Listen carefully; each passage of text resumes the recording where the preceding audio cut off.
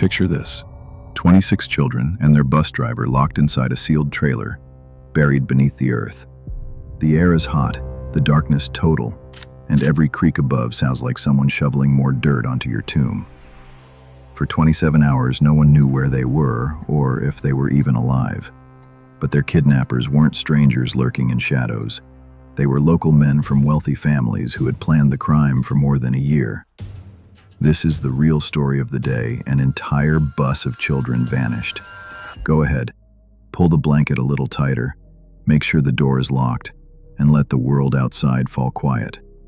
Here at The Last Two Awake, we share the real stories that keep you glancing at the shadows.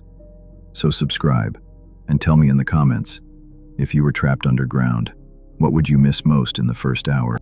Now, a pale yellow school bus sat at an awkward angle in the dusty bed of what used to be a creek. The summer sun glared off its metal roof, and beyond it stretched flat farmland in every direction. A handful of sheriff's deputies stood near the open folding doors while several townspeople kept their distance, hands shoved into pockets, eyes fixed on the vehicle as if it might hold the answer to the question no one could find words for. The ground around it was dry and cracked, the air heavy with the smell of dirt and hot grass. From up close, it was clear it hadn't crashed, it hadn't broken down, it had simply been left there. Inside, the scene was frozen in time. Small backpacks hung from the hooks above the bench seats. A couple of jackets had slipped to the floor, crumpled where they had fallen. An opened lunchbox lay on its side under one seat, a sandwich still inside. The driver's cap was on the dash, the keys no longer in the ignition. It looked like the sort of scene you might come across if everyone had just stepped away for a minute. But there was no one here. Every seat was empty. The driver was gone. All 26 children who had been on this bus were gone. Word spread almost immediately through the town. Chowchilla was small enough that a break in routine was noticed right away, and this was more than a break. Parents who had been waiting for their kids began driving their own vehicles up and down country roads, scanning orchards and fields. Some called neighbors, trying to figure out if maybe there had been a mechanical problem, if another driver had picked the kids up. But all those calls ended the same way, with silence on the other end, or a clipped worried no. By the time law enforcement arrived, the bus was already surrounded by a mix of uniforms and farm work clothes. Men who had been out working on their land now leaned against their trucks watching. Women who had been in grocery aisles now stood on the edge of the scene, gripping purses or folding their arms, glancing around for a familiar face to confirm what they were hearing was true. It was the kind of community where most people knew the names and faces of all the bus drivers and the kids who rode with them. That made the shock heavier, because there was no easy suspect, no stranger standing out in the crowd. Investigators looked for tire tracks other than the ones the bus had made. They tried to see if there were footprints off into the brush. The riverbed dirt was too hard in some places and too loose in others, and summer wind had already erased finer detail. There were no scattered papers trailing off into the weeds, no broken glass, no signs of a confrontation, just a parked bus. Its location didn't make sense. It was out of the way, but not so remote that someone couldn't stumble across it. Yet there wasn't a single person who could say they saw it arrive or saw anyone leaving it. In the distance, over the steady hum of insects in the fields, came the faint rise and fall of sirens. They were getting closer, echoing across the open land. Occasionally, a helicopter passed far overhead, sunlight flashing off its rotor blades. From the ground, those sounds brought small bursts of hope, as if at any moment someone might radio that the kids had been found safe nearby. But each time, no such news came. Some of the parents moved between searching the horizon and staring into the bus. One father stepped up to the door but was guided back down by an officer who told him they needed to preserve the area. Others stood in small clusters, trading bits of what they'd heard but finding the same dead ends in each story. The longer they stood, the heavier the air seemed to feel. No one said it out loud at first, but a few were beginning to realize that if their children were trapped somewhere, anywhere, the hours they had were slipping away. If it was hot here in the open, conditions could be far worse wherever they were. The sheriff's deputies worked methodically. Photographs were taken. Everything left behind on the bus was logged. Radios cracked with intermittent updates from other units exploring surrounding roads. No one could understand how a vehicle full of children and an adult driver could disappear in broad daylight in an area where, on most days, you couldn't drive a mile without passing a neighbor or someone heading to town. In that moment, the bus felt less like the scene of a crime and more like a breadcrumb pointing towards somewhere else, somewhere hidden and far more unsettling. Standing in the silence of the riverbed, with the occasional call of a bird overhead and another siren fading into the distance, there was a growing recognition that this was not going to be a simple search. Whatever had happened here wasn't random, and it wasn't going to be easy to undo. But the events that had led to this silent, abandoned bus didn't begin in that riverbed. To understand how an ordinary school route ended like this, you'd have to go back to the day before the town became a crime scene. July 15, 1976 opened with a steady, bright light over Chowchilla. The kind of summer morning where the air was already warm but not yet oppressive, and the sky was an unbroken blue stretching out over flat farmland as far as you could see. The fields around town were in full growth, the rows of crops tight and clean, and the occasional dust cloud marked where a tractor was moving slowly along the edges. It was the height of vacation for most kids, but for a group of students in the Dairyland Elementary summer program, their days still began with a bus ride. The driver for many of those runs was Ed Ray. He was a stocky man in his mid-50s with deep-lined skin from years under the Central Valley sun. People in town knew him as patient and steady. He waved to neighbors while driving past their farms and was known to make sure every student got home safely, even if it meant taking a little longer on his route. The kids on his bus liked him because he talked to them without speaking down, and he remembered small things about their lives, which families had just moved to town, which kids had weekend chores in the orchard or fields. That morning, like any other, he arrived on time and began picking up students along the winding rural roads. The summer school session wasn't as formal as the regular year. Classes ended earlier, and that day's activities had been lighthearted. At Dairyland, the children had spent time at the pool. There had been games in the shallow end, a few laps in the deep side for stronger swimmers, and plenty of splashing. The heat made the water feel especially good, and by the time they were nearing the end of the day, there was a lazy, satisfied energy among them. They had also played in the yard near the school, chasing each other across the grass in the shade of a couple of trees that barely dented the heat.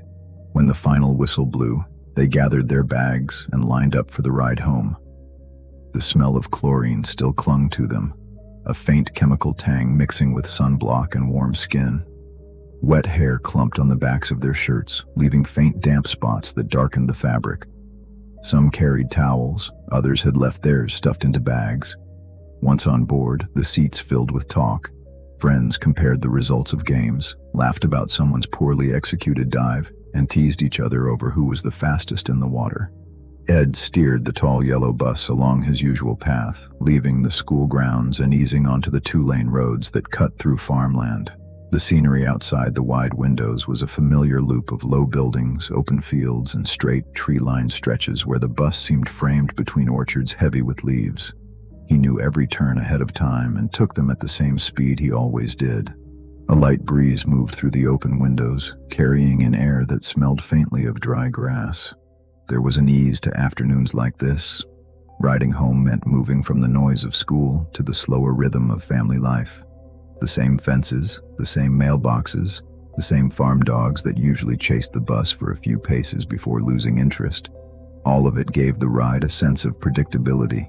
Some of the younger children swayed with the movement of the bus, heads resting against the cool glass. Others leaned into the seat in front of them to keep talking without having to shout over the engine. Nothing, in those minutes after leaving Dairyland Elementary, hinted at what was waiting down the road. The day had been ordinary in every way that mattered to the kids. There were no strangers parked along the route, no sign that schedules might shift. If anything, the ride felt almost slow in its sameness. This was the comfort of routine, the knowledge that every mile took them closer to home. The houses were spaced far apart, but the driver knew each family by name, and it was easy to picture the familiar faces that would be waiting at the end of every driveway. The mix of heat, post-swim drowsiness, and the familiar sound of the bus made time seem stretched. Rows of crops passed in a blur, the earth a rich brown beneath them. Occasionally the kids would point out something, a hawk gliding overhead, a piece of farm equipment parked unusually close to the road. These were the details that usually marked the ride, notes in a pattern everyone knew by heart. But as the wheels hummed steadily on the pavement, there was movement far ahead that no one yet recognized for what it was. Ed's eyes tracked the road out of habit, scanning the lanes, noting the next intersection. He had driven this stretch countless times without incident. The children kept talking, some turning around in their seats to face friends across the aisle. Bags shifted against the sides of the bus with every turn, a low thump in the background of their conversations. They had no reason to think the day would be remembered any differently than the day before. The bus ride was, for many, the best part of summer school, time with friends without the weight of lessons or schedules. Windows framed the unchanging rows of trees in the hazy distance beyond them. The road itself seemed to promise only the same safe delivery it always had.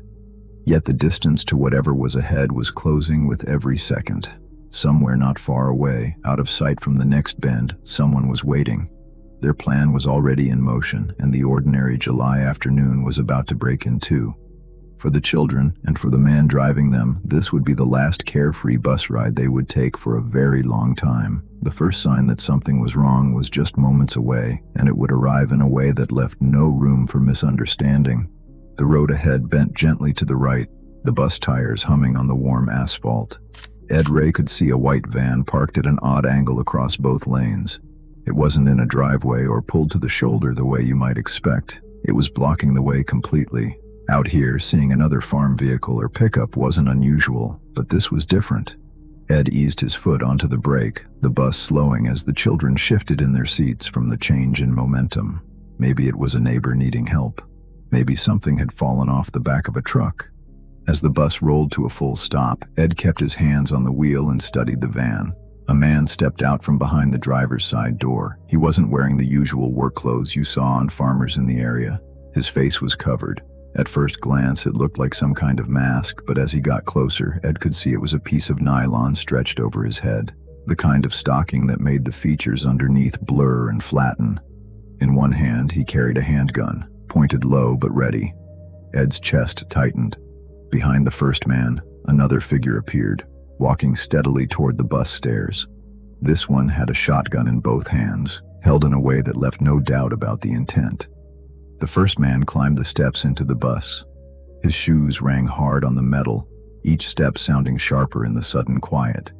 26 pairs of eyes turned toward him. He didn't shout. His voice was calm but firm, telling them to move to the back. The children reacted slowly at first, confused, looking to Ed for direction. He gave a small nod and told them to do what was asked. The younger ones clutched the edges of the seats as they moved down the aisle, some of them looking like they might cry. The older kids placed hands lightly on their shoulders, steering them without making a scene. The man with the shotgun stepped up now, taking a position near the front. His face was covered the same way as the first. They moved with practiced precision, one watching, one directing. In the back rows, the children pressed together, knees bumping as they filled seat after seat. Conversation had died completely. Only the low hum of the idling bus and the men's voices broke the silence. One by one, the kidnappers began the next step. The children were led forward again, but not toward the door they'd come in from that morning expecting home.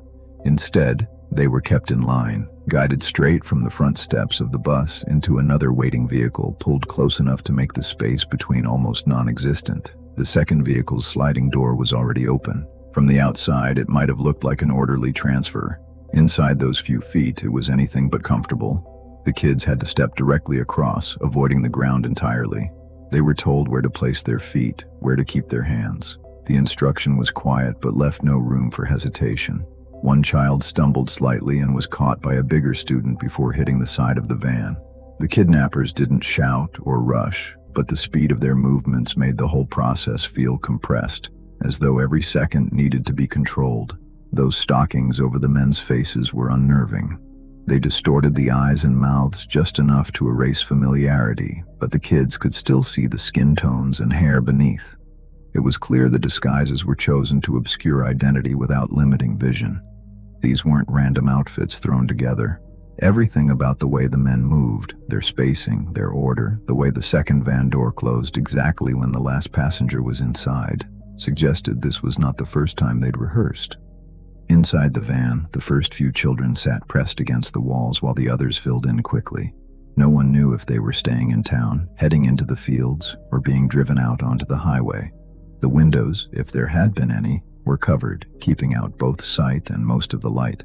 The sound of the shotgun being shifted against its owner's shoulder carried into the space, a reminder that compliance was not optional. Ed was moved last, after every student had been placed. He kept his voice even, speaking briefly to tell the kids to stay calm.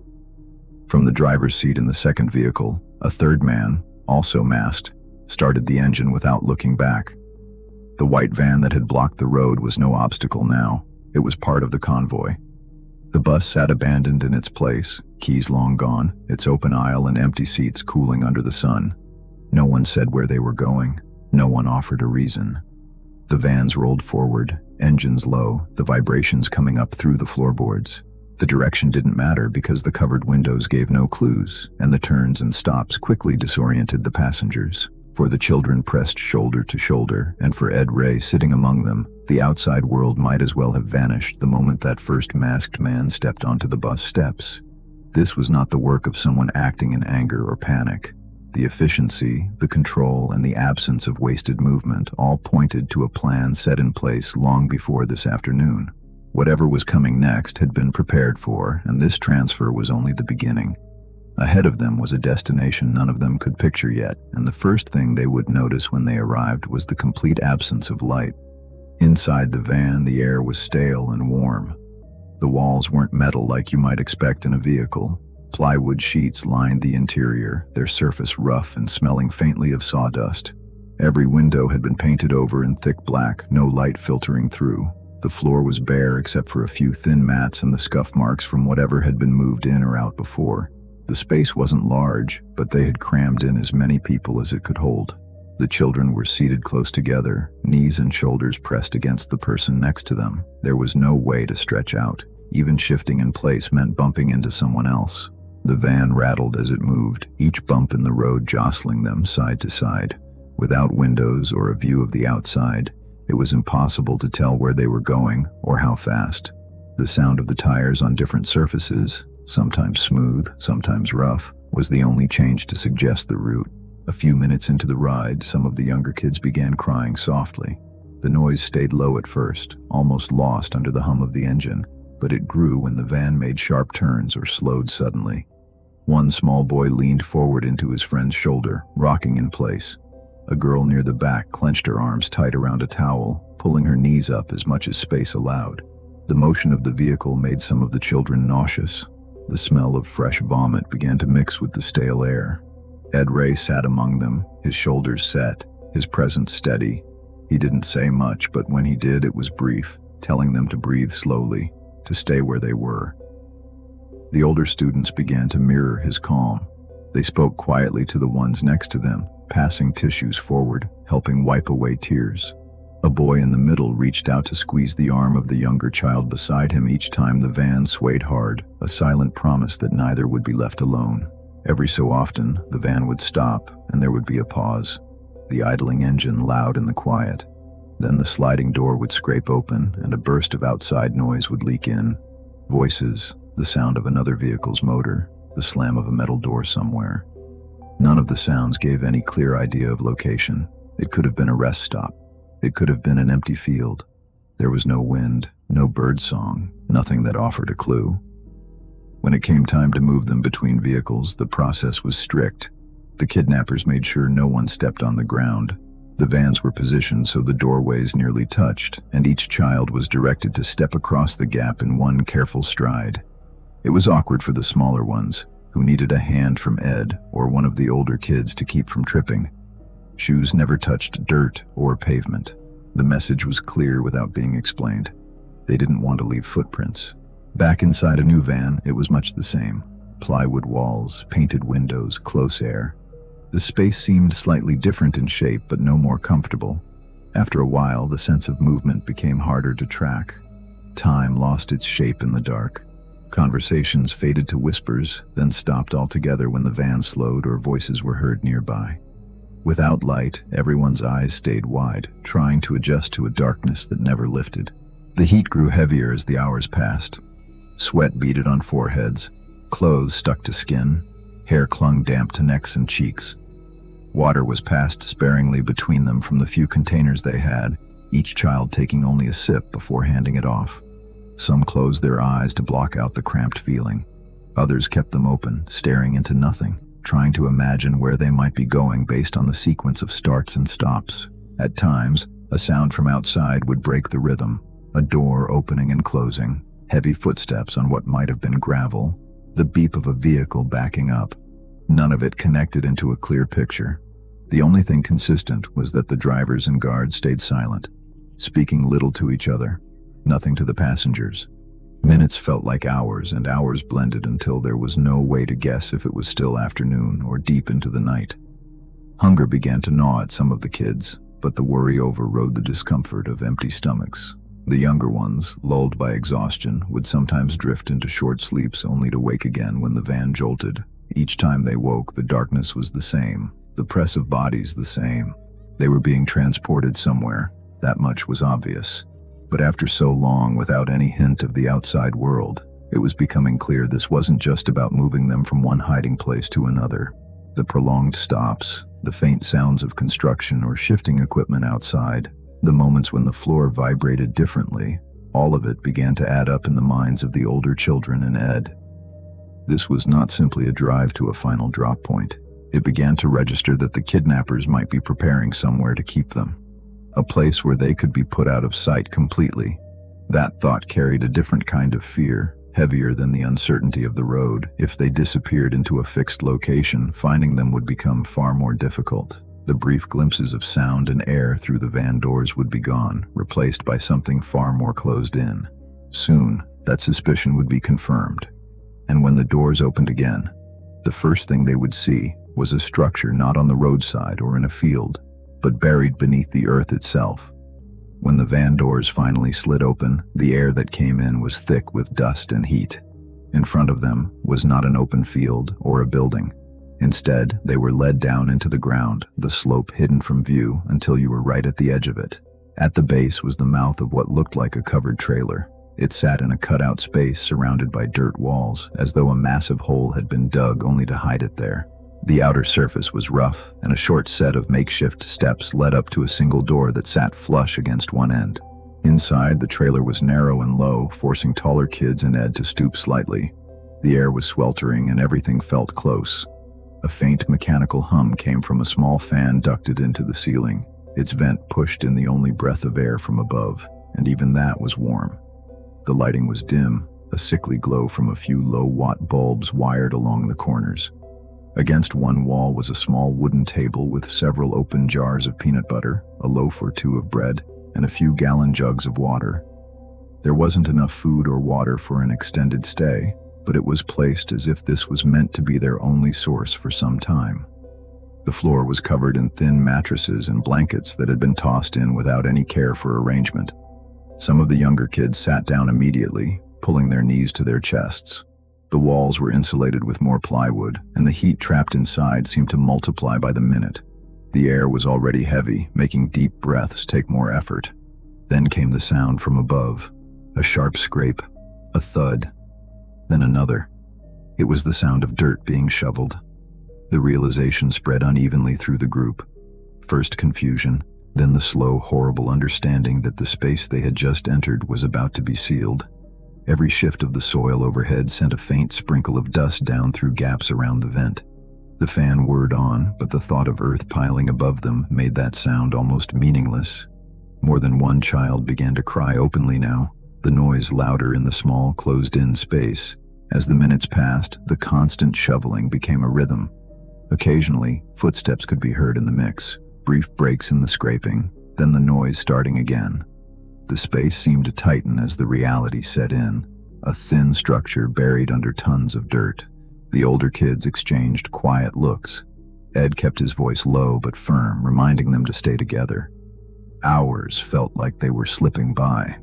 With no sky to mark time, the heat and stale air made it seem like days. Every sound from above caused people to glance toward the door. Then it opened. Light from a lamp outside pushed into the room, and one of the masked men stepped in. Without explanation, he pointed to one child and motioned for them to come forward. The kid hesitated, looking back at the others, then was guided out with a firm grip. The door shut behind them. This happened more than once. The door would open, a child would leave, and the rest were left in tense silence until the latch clicked again. No one knew where the taken kids were going, or if they would return. Each removal made the space feel more unstable, as if a piece of their control was gone. Some tried to count the minutes between these openings to find a pattern. The conditions made it hard to think clearly. The mattresses were damp with sweat now. Moving through the narrow space was difficult, especially with so many bodies sharing the same air. The fan's hum had become a background noise you almost stopped hearing, but when it faded briefly, everyone noticed. It sent a collective flash of fear through the room until it sputtered back to life. The younger children lay on the mattresses, some too tired to keep their eyes open, others restless, shifting constantly to try to get comfortable. The older ones sat against the walls, knees bent, heads bowed, glancing at Ed for direction. Bread and peanut butter were passed around in silence. Water was rationed to small sips. Even with these precautions, sweat loss was constant, and thirst returned quickly. At some point, the noise above shifted. There was less shoveling now, replaced by the dull thump of footsteps overhead, followed by silence.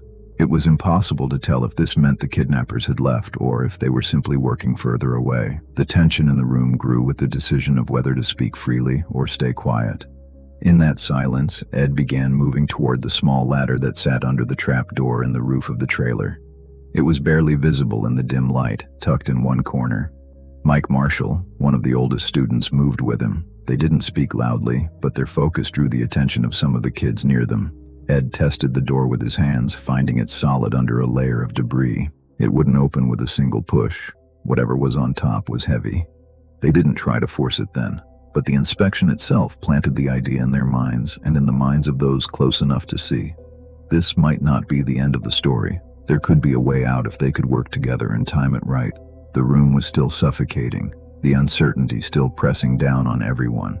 But between Ed and the few older kids beside him, there was now something else. The faint start of a plan. A way of thinking about the situation that wasn't just waiting. While the others tried to rest or keep cool, Ed and the oldest students were quietly forming an idea of how they might reach the surface again, if the chance came.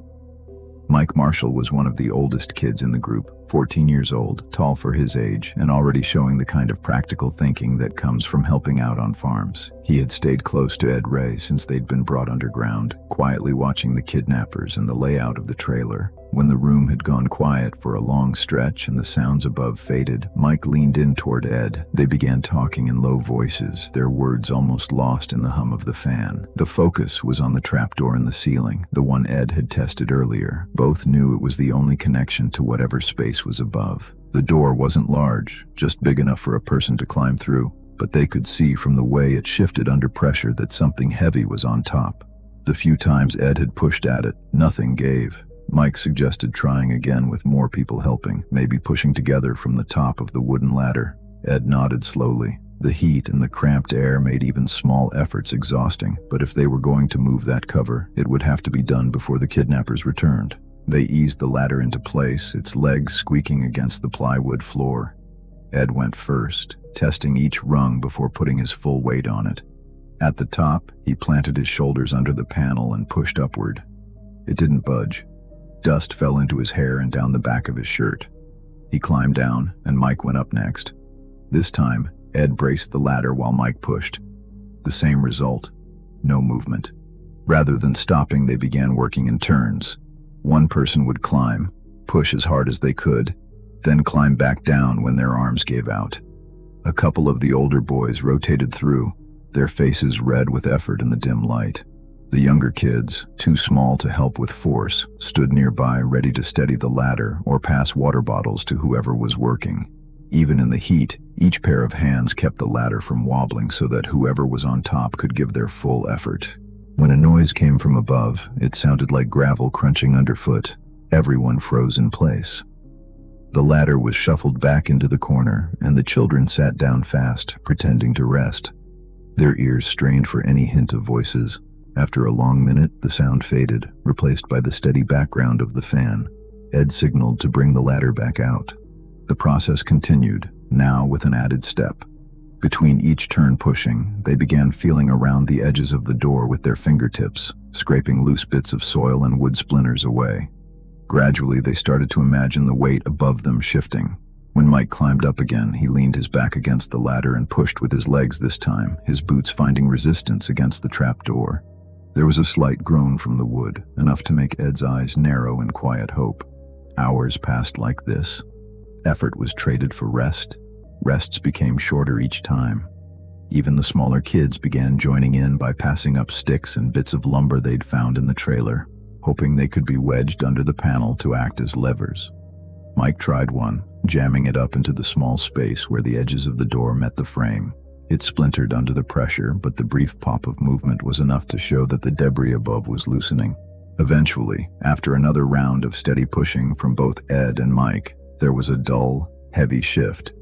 It wasn't much, just the feeling of something sliding slightly to one side, but it let a sliver of stale air drop into the trailer. The group reacted without sound, but their eyes were wide. The heavy mass above them had moved. All they had to do now was keep pushing until there was space to crawl through. Each attempt became more aggressive. Mike pulled himself through the top half of the ladder's height, his hands gripping the frame of the door as he forced his back upward against it again and again. Suddenly, dirt sifted down in more than just small grains. It came in small clumps, rolling off the panel and onto the floor. The gap widened enough for a thin line of dim daylight to cut in and hang suspended in the dusty air. For a second, they all just stared at it. Ed told them to be ready. The first few kids would need to climb up quickly when the opening was wide enough in case someone above heard them. Mike pushed one last time with all the strength he had left, and the door swung upward into a mix of earth and lumber piled above. He wriggled his shoulders through the gap, clawing at the dirt until his body pushed free into the open space. One by one, the children followed.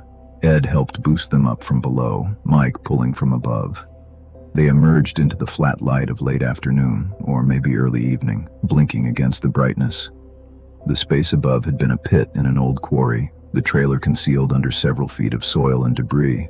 Climbing out required using the rough sides of the pit for footholds, shoes scraping against rock and dirt. The air outside was hot but moved with the faintest breeze, a stark contrast to the stillness of the trailer.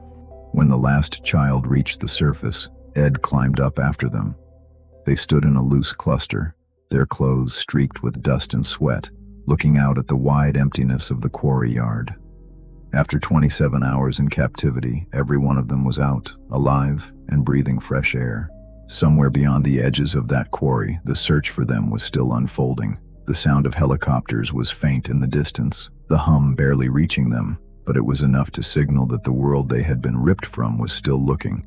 And now, at last, they were in a position to be found. By the time the group began climbing out of that quarry, Chowchilla had not slowed down for over a day. The search had started the moment the empty bus was found, and it had pulled almost everyone in the area into motion. Farmers left half-worked fields with irrigation still running. Trucks were parked along dirt lanes while their owners moved in small volunteer groups, walking orchards and scanning the edges of fields. The streets near the school were crowded with cars that didn't belong there. People who weren't searching in the countryside were gathered at the courthouse, the sheriff's office, and the fire station, waiting for scraps of information. Overhead, helicopters moved in slow grids. Some were from law enforcement, but there were also news helicopters arriving from bigger cities. That second kind had cameras mounted on the sides. People in the fields would pause and look up each time the blades thumped overhead, not sure if it meant new information or just another feed for the evening broadcast. Patrol cars from neighboring towns rolled through, unfamiliar to residents who had rarely seen that many different uniforms in their lives. The heart of the search was coordinated by Sheriff Ed Bates. He kept his tone steady even when the tension was visible in his jaw. In the first briefing for gathered parents, he pointed out one fact: the kidnappers hadn't made any contact, and no ransom demand had come in. While that meant investigators had very little to work with, it also suggested that the children might still be alive. It was the thread he wanted families to hang on to, even with the clock working against them. From the air, one of the most unusual finds was the bus itself. Searchers already knew about it from the deputies who arrived first, but aerial scans showed how completely it was hidden in the dry riverbed if you didn't know to look for a splash of yellow against the tan dirt. Photographs sent to the command post helped confirm what ground teams had said. Nothing at the site gave away where the driver and riders could have gone. It was like a book turned to an important page with the rest of the story missing. As the hours went on, the search was less about chasing leads and more about covering every possible mile in hopes of getting lucky.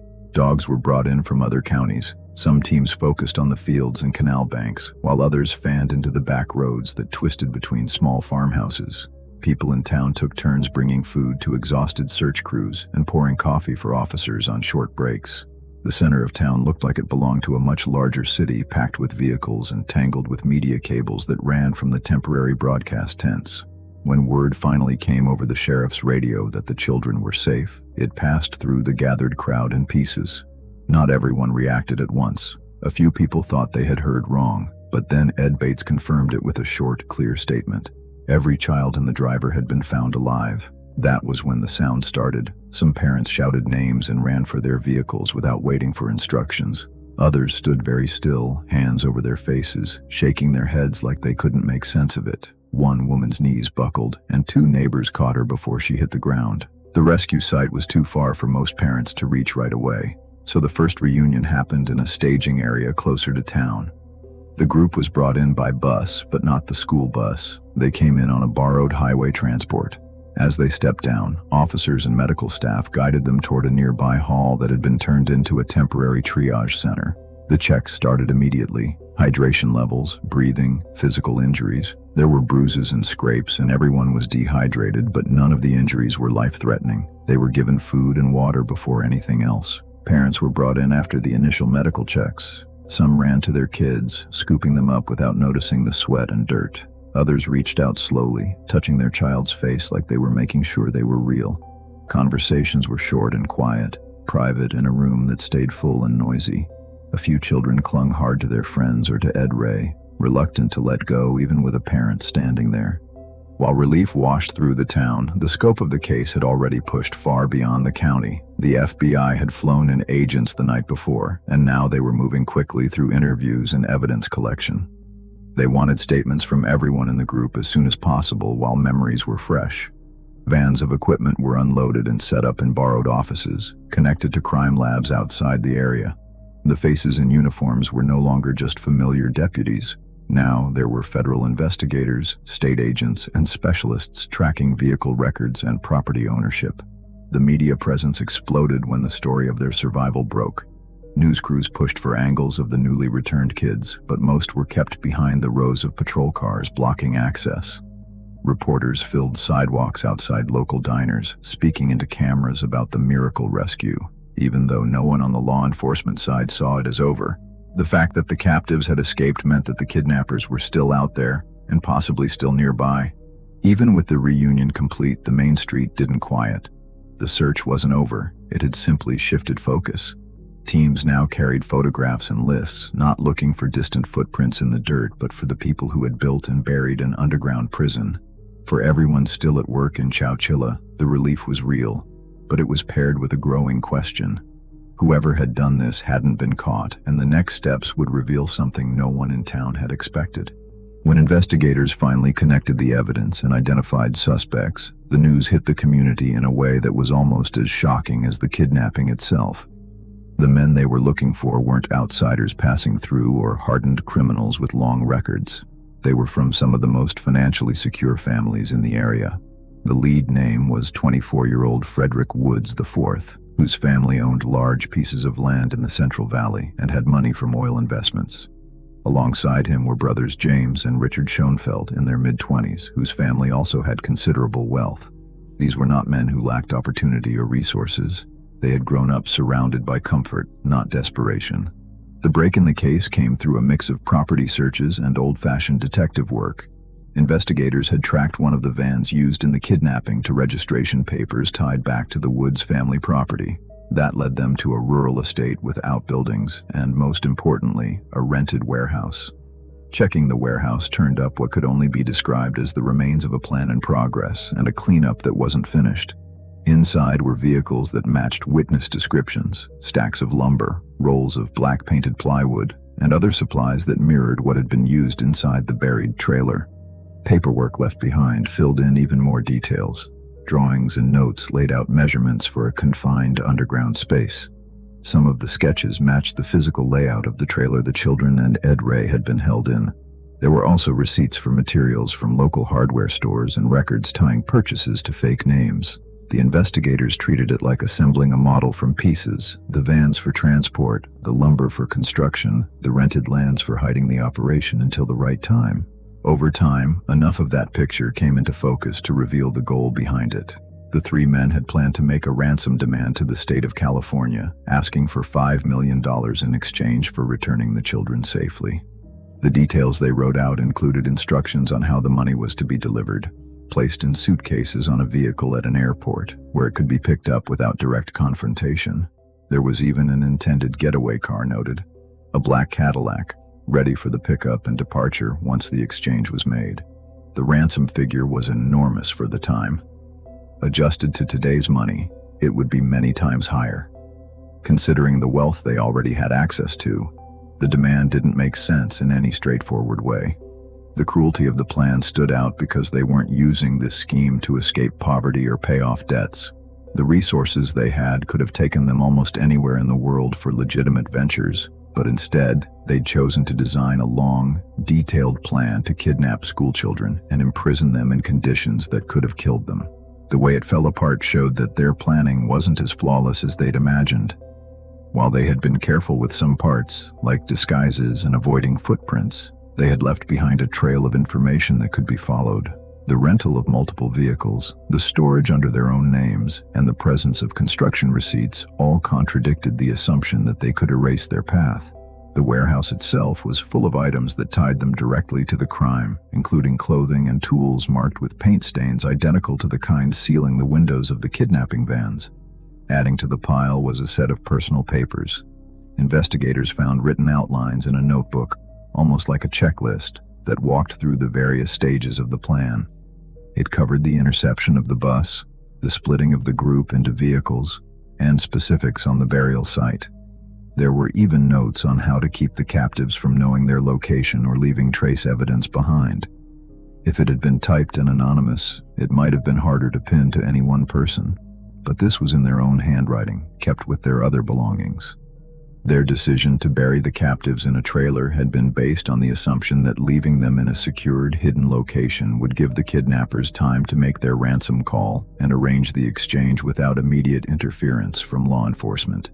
What they hadn't factored in was the phone lines in their area being clogged when the first attempts were made to place the ransom call, something later reports suggested might have happened. By the time they returned to check on the trailer and re-establish contact, the group had already escaped, and the police knew more than the kidnappers realized.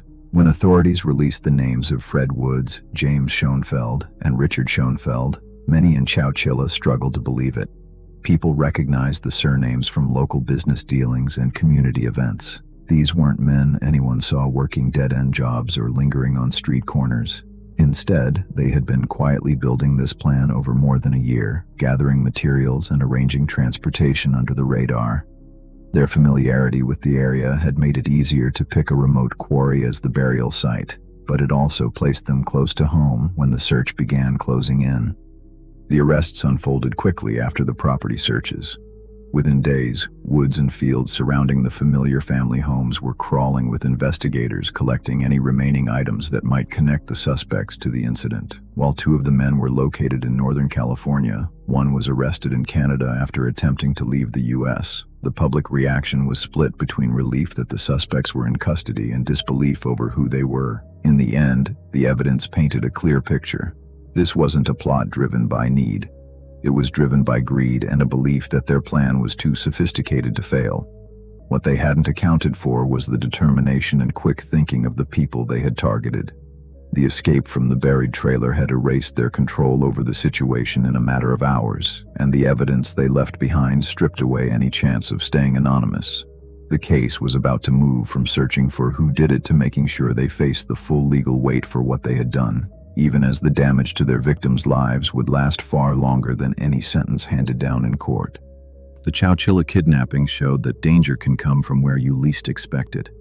The men behind it were not outsiders, but people living among their victims, blending into daily life until they struck. Survival that day came from calm thinking, trust between a bus driver and frightened children, and a refusal to give in to fear, even underground. For those 26 kids, The sounds, smells, and heat of that trailer never faded. In Chowchilla, the story became a permanent warning, proof that safety can vanish without notice, and that sometimes rescue depends on the will of those trapped to save themselves. And that's the story of the day. 26 children and their bus driver proved that even underground, in the dark, you can still fight your way back to the light. But the truth is, danger doesn't always roar in from the outside. Sometimes it's been living next door all along. If stories like this keep you awake a little longer, make sure you're subscribed, so next time you're not the one hearing about it last. And tell me in the comments, if you were trapped underground, what's the very first thing you'd do to keep yourself alive? Until then,